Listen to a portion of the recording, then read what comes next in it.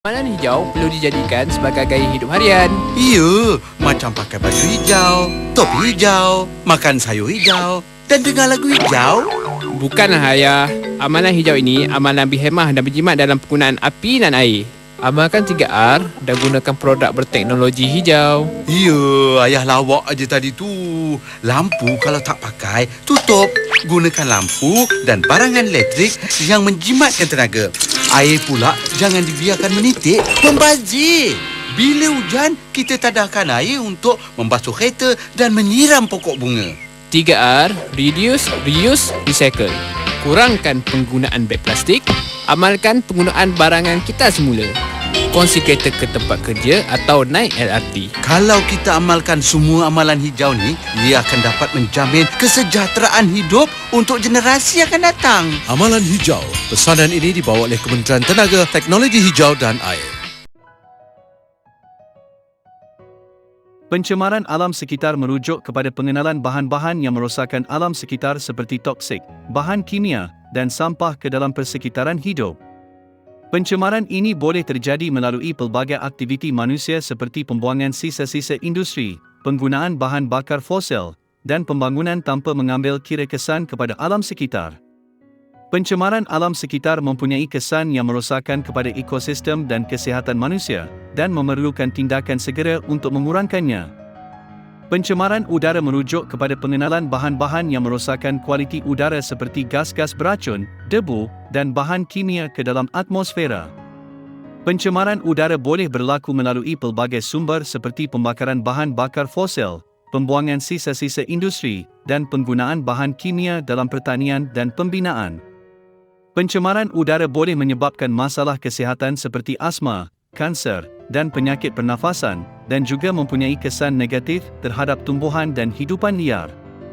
Kita perlu mengambil tindakan untuk mengurangkan pencemaran udara dengan mengurangkan penggunaan bahan bakar fosil, meningkatkan penggunaan sumber tenaga boleh diperbaharui dan mempromosikan amalan-amalan yang mesra alam sekitar. Pencemaran air merujuk kepada pengenalan bahan-bahan yang merosakkan kualiti air seperti bahan kimia, sisa-sisa domestik dan industri, dan bahan organik ke dalam sistem bekalan air.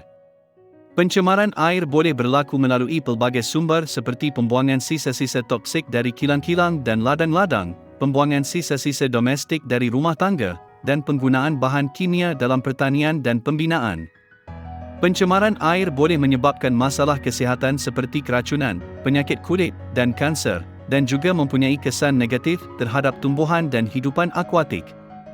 Kita perlu mengambil tindakan untuk mengurangkan pencemaran air dengan memastikan sisa-sisa domestik dan industri diproses dengan betul sebelum dibuang, memantau penggunaan bahan kimia dalam pertanian dan pembinaan, dan mempromosikan amalan-amalan yang mesra alam sekitar. Untuk mencegah pencemaran alam sekitar, kita perlu mengambil tindakan yang berkesan dan berterusan. Beberapa cara untuk mencegah pencemaran alam sekitar termasuk memastikan sisa-sisa domestik dan industri diproses dengan betul sebelum dibuang, memantau penggunaan bahan kimia dalam pertanian dan pembinaan, dan mempromosikan amalan-amalan yang mesra alam sekitar. Selain itu, kita juga boleh mengambil tindakan untuk mengurangkan penggunaan bahan kimia dalam kehidupan seharian, seperti menggunakan produk yang mesra alam dan mengurangkan penggunaan plastik sekali pakai. Kita juga boleh membantu dengan mengambil bahagian dalam program-program kitar semula dan membuang sisa-sisa dengan betul.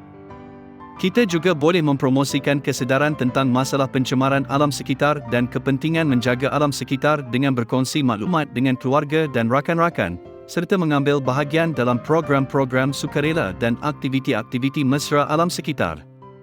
Dengan mengambil tindakan-tindakan ini, kita semua boleh membantu menjaga alam sekitar dan mencegah pencemaran alam sekitar. Sebagai seorang manusia di bumi Tuhan ini, menjadi tanggungjawab kita untuk menjaga dan melestarikan ekosistem dan segala hidupan di dalamnya. Bukankah sedih jikalau generasi masa depan tidak lagi mengenali haiwan-haiwan dan tumbuh-tumbuhan yang dahulu kalanya menghijaui kehidupan kita ini?